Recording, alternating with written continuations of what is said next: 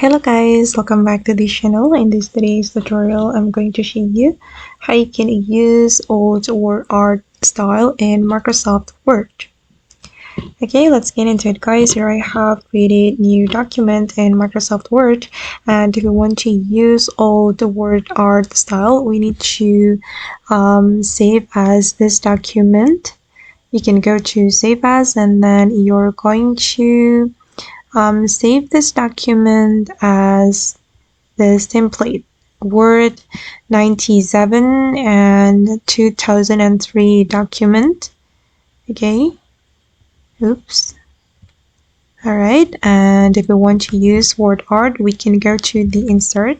But wait, let me type in something.